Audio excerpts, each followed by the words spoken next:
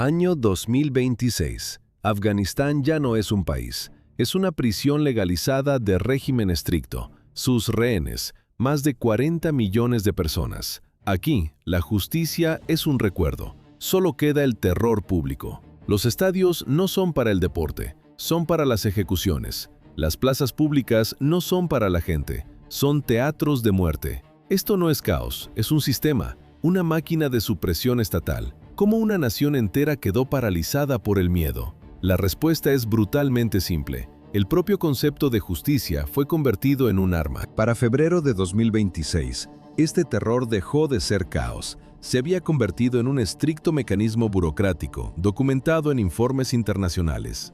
Un informe de la ONU de junio de 2025, firmado por Richard Bennett, lo describió como una profunda crisis de derechos humanos. El régimen desmantelaba sistemáticamente los marcos legales, instrumentalizaba la injusticia para consolidar la opresión. En enero de 2026, un informe de la Universidad de Georgetown reveló el siguiente paso. Su nueva regulación penal, impresa en áridas pilas de documentos del Tribunal Supremo, legalizaba la esclavitud y la violencia. Las sentencias eran una contabilidad del terror: 175 condenas a muerte, 37 sentencias a lapidación, cientos más sometidos a flagelación. Solo en el año 2025, las autoridades azotaron públicamente a 587 personas. 106 de ellas eran mujeres. Esta cifra supera el número de procesos civiles oficiales en algunas provincias. Un juez lee el veredicto. Un sello de tinta cae sobre el papel. La sentencia se cumple.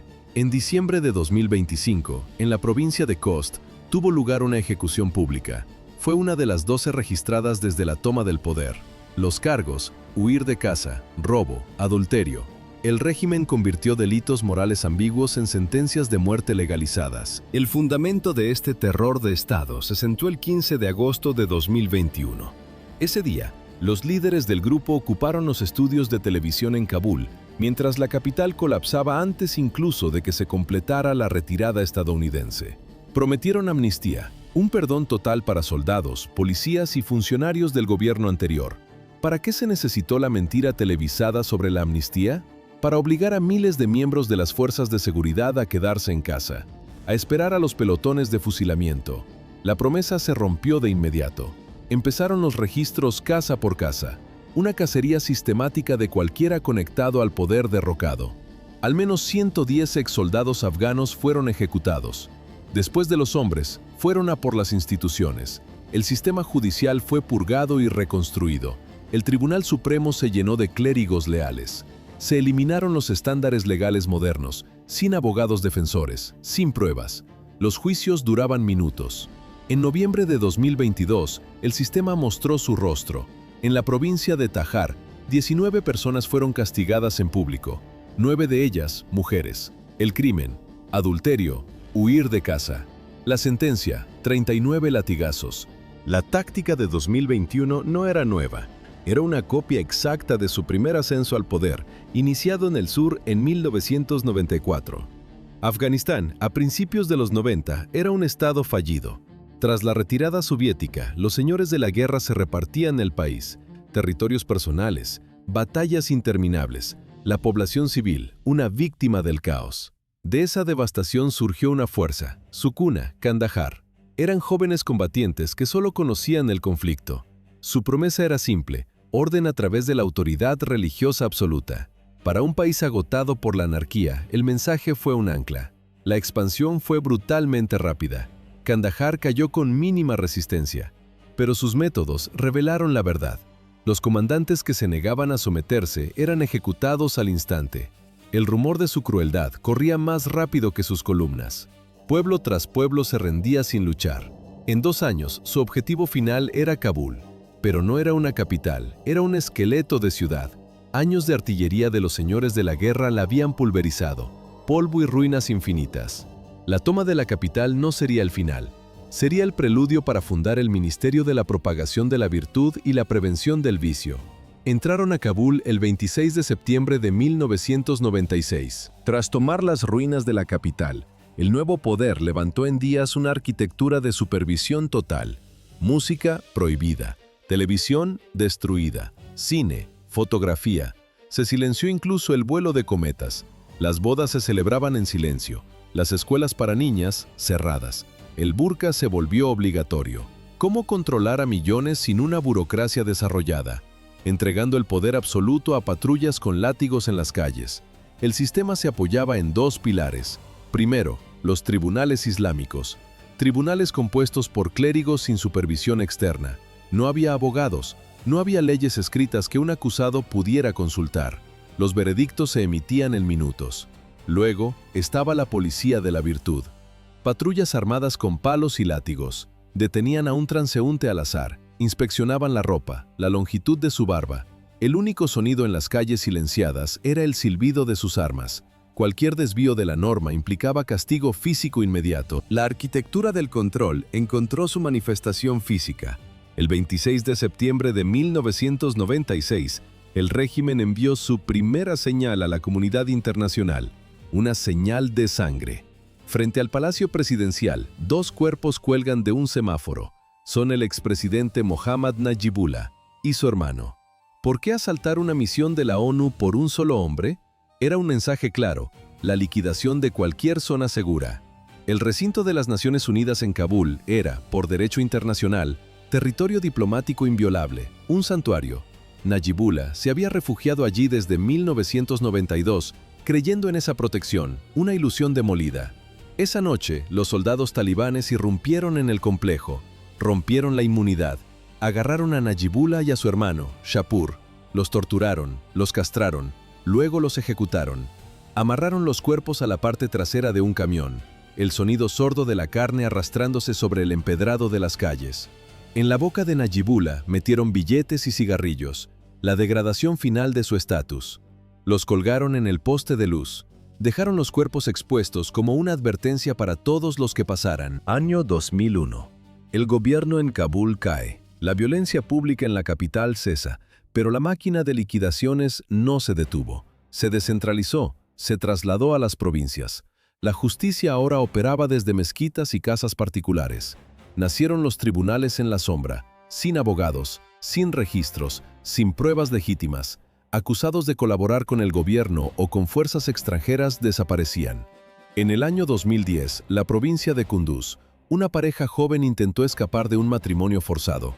La sentencia fue lapidación pública. Los aldeanos fueron obligados a participar.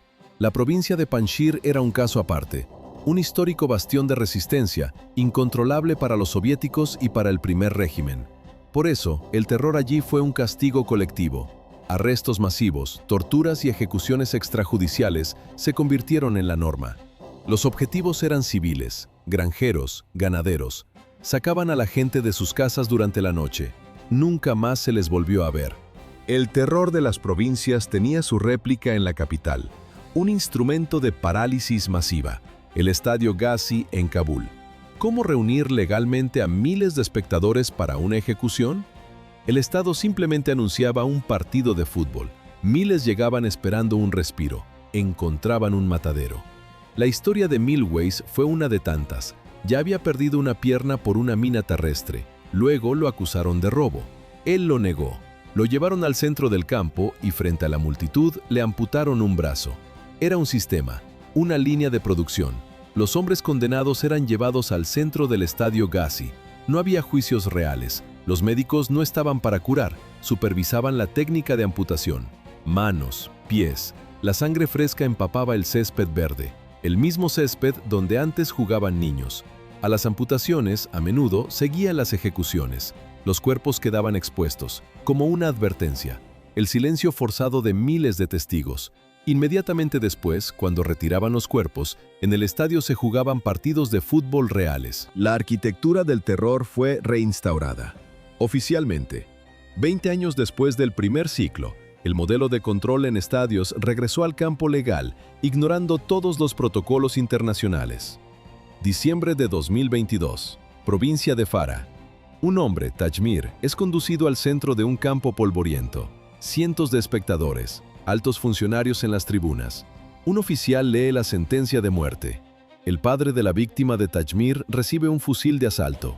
Apunta, dispara 3 veces. El eco de los disparos retumba en el hormigón de las gradas. La orden fue aprobada personalmente por el líder supremo. Naciones Unidas condena el acto, advierte de un regreso a las prácticas del pasado. El gobierno ignora el comunicado. El patrón se acelera. Febrero de 2024. Estadio de fútbol en la ciudad de Gazni. 2 hombres, puestos de espaldas, son ejecutados con múltiples disparos. Un oficial de la Corte Suprema lee las sentencias de muerte firmadas. Miles de personas observan en silencio. Para el año 2025, la escala es burocrática. En solo los primeros 4 meses, 213 personas fueron azotadas en público. Es un promedio de casi 2 castigos corporales cada día, sin fines de semana. En abril de 2025, en un solo día, fueron ejecutados públicamente 4 hombres. Pero la arquitectura de este terror tenía una base más profunda, una violencia de género, convertida en política de Estado. 1999. Estadio Ghazi en Kabul. Una figura con un burka es forzada a arrodillarse en el centro del campo. Un guardia talibán levanta su arma. Un solo disparo en la cabeza. Las gradas, con 30.000 espectadores, observan en silencio estático.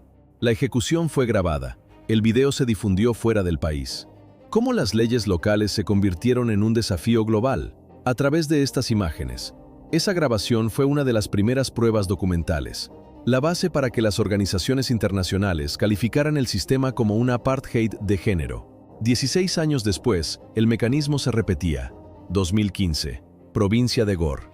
Roshana, de 19 años, intentó huir de un matrimonio forzado. Fue capturada. El juicio fue inmediato. La sentencia, lapidación. La enterraron en un hoyo hasta el pecho. El sonido sordo de las piedras golpeando la tierra.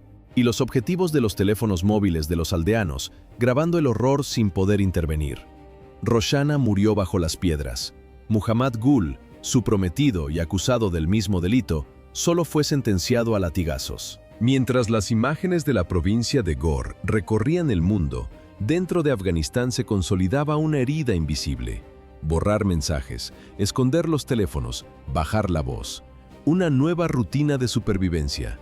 ¿Qué sucede con un Estado cuando el miedo se convierte en su política interna? La sociedad, voluntariamente, entra en un régimen de invisibilidad total. Los padres advierten a sus hijas que no existan, a sus hijos que no hablen. Este terror de Estado no solo mata cuerpos, paraliza mentes. Investigaciones médicas confirman que la exposición prolongada al terrorismo gubernamental crea estrés postraumático a nivel generacional, bloquea la recuperación social. Por décadas, la sociedad afgana no solo sufre la violencia, sufre el aislamiento. El miedo es el arma más eficaz de la organización talibán. Esto no es un libro de historia, sucede ahora. La distancia es un lujo que las víctimas no tienen. Por eso, proyectos como Flick of History se dedican a construir un archivo contra el olvido. La indiferencia también es un arma. La difusión de cada material documentado es el método para romper el bloqueo informativo.